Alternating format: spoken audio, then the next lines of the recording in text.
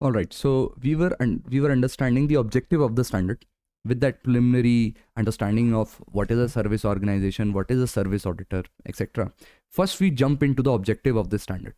What is the objective? The objective number one is to understand whether the auditor has the understanding of the nature and significance of the service organization and its service provided, and in relation to that, whether such services impact the internal controls at the user entity.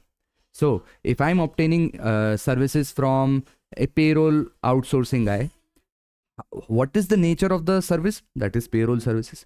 What is the significance? Now significance can depend on two matters: whether it is significant to the financial statement as a whole, or whether it is material amounts.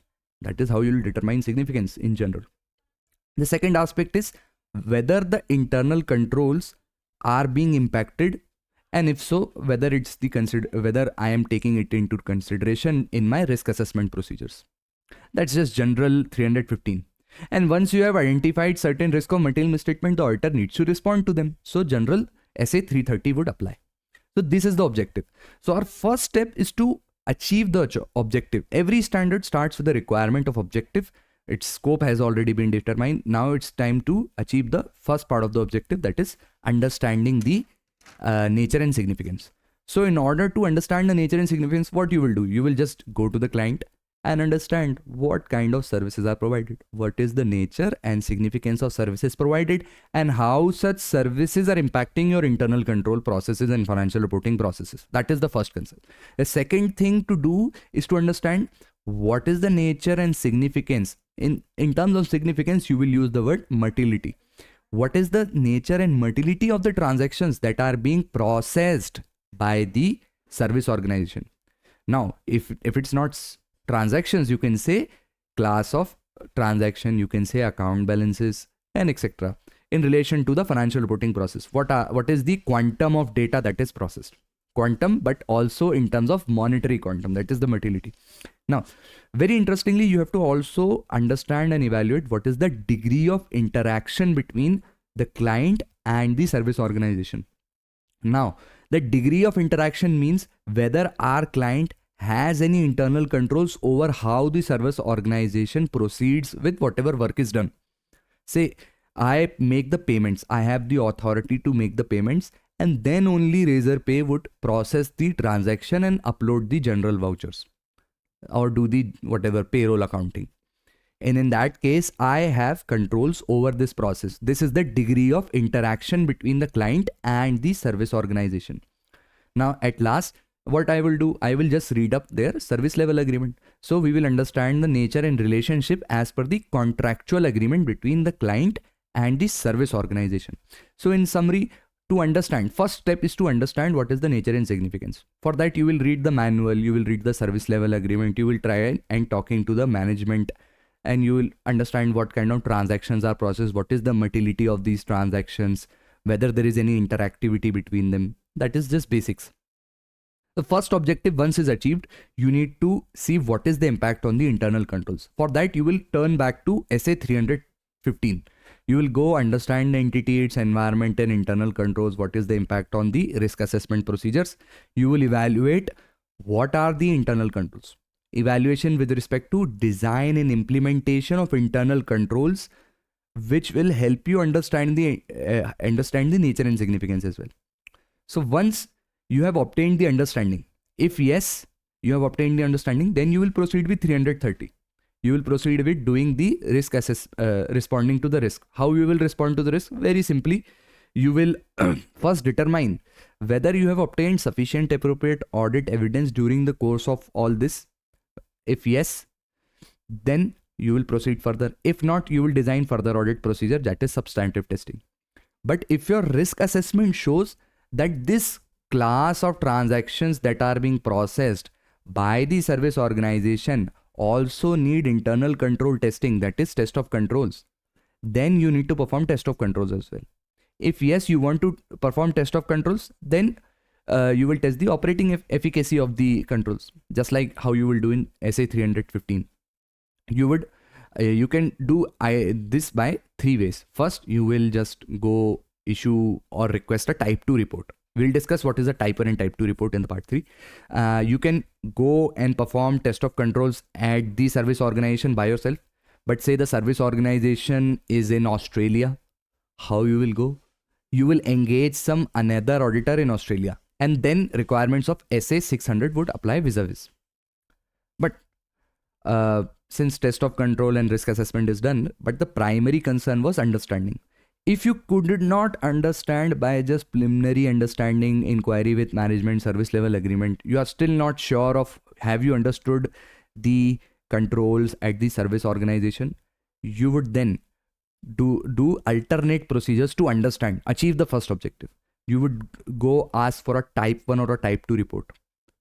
You would go contact the service organization through your client, that is the user entity, or you would visit the service organization by yourself. But if the service organization is somewhere else, you would ask another auditor to go visit and obtain understanding. See, the difference between doing test of controls is you perform certain procedures and you determine whether it's working efficiently or not. But in the first process, you are just evaluating design and implementation of controls. That is just gaining understanding. You're not testing whether it's effective or not. Okay. Now, once you have obtained understanding, either through external means by making sure you get the understanding, or by preliminary means, that is through service level agreements and understanding with the client. Once you get the understanding, the next part is to inquire with the management whether there is any non-compliance or fraud which they suspect or which has been reported by the service organization. And if there is any fraud, non-compliance with relation to law and regulation, the auditor needs to take into consideration of the nature, timing, extent that would need to change for further audit procedures, and whether such fraud or non-compliance needs to be reported, and whether reports needs to be modified as per SA 705. That's just basic. Now, addressing the elephant of the room. What is a type 1 and a type 2 report? So type 1 report or a type 2 report is issued by what we discussed earlier, the service auditor. The service auditor will issue either a type 1 report, which is just a assurance report as per 3402 standard, which states that the auditor has evaluated the design and implementation and description of internal controls at the service organization in relation to the control objectives, and whether such control objectives would be achieved by such design and implemented controls. But in a type 2 report, he goes on further to determine whether these controls are operating effectively or not. Now the auditor can use the type 1 and type 2 report to gain understanding, but he can only use a type 2 report to determine whether controls are working effectively or not. So for both of them, there is a common condition. If he wants to use these both of these reports for the purpose of audit to obtain sufficient appropriate audit evidence, there are two precautions preliminary. First precaution is that you need to obtain the understanding or evaluate whether the service auditor is a person who has relevant competence and whether he is independent or not. This is similar to SA 600. But since this service auditor can also be a member of ICAI or a non-member of ICAI, then you need to evaluate competence as well. The other thing to consider is the adequacy of report issued, whether the report is issued as per the relevant standards. Now the relevant standards will differ whether the member is of an IFAC body, that is they are required to follow the international standards on auditing, or if they are a member of some other body and their professional standards. And further, when he uses to understand the internal controls and understanding of the IC, he needs to consider the following: to evaluate the description and design of internal controls at the service organization, whether he can understand through the description and the design of controls by the auditor's report at the service organization from the type 1 or type 2 report. And if there are the design of controls for type 2 report, he will also test these controls. He has to also evaluate whether sufficient appropriate audit evidence is being provided by the report on understanding of the internal controls at the user entity. So there can also be user entity controls which interact with the service organization controls, and whether the report provides a good understanding, or better to say, appropriate evidence or sufficient evidence for the purpose of audit. He has to further determine whether there are any complementary controls. So what is this complementary control? So complementary user entity controls, as defined by the standard, are some controls that the service organization will presume. Say I'm user Razorpay. I presume that you will, as a client, you will allot the employee IDs which are unique. You will collect the basic data. This is just a normal set of processes, and every ID should be unique. That this is your duty to do. That is not my duty. Now, when I am a when I am a user auditor, and the service auditor is presuming that such controls are implemented at my client, I need to ensure and evaluate whether these additional controls, whether unique employee IDs are being provided or not. That is my concern. Okay, so that this thing I need to evaluate whether such complementary controls are relevant or not, because certain complementary controls may be irrelevant for the purpose of audit. But if they are relevant, then I need to evaluate the design and implementation, and for test of controls, I need to test the efficacy as well. And when we are using the type 2 report for the test of controls, I need to first evaluate whether the description, design, and operating effectiveness is at the service organization is appropriate for the purpose of audit, whether the period covered by the service auditor is also appropriate. So the service auditor may cover a period, or the report might be dated too long ago, whether it is adequately dated or not. So if the auditor is using a report, service auditor's report, for about 3 years ago, whether it's correct or not for the circumstance.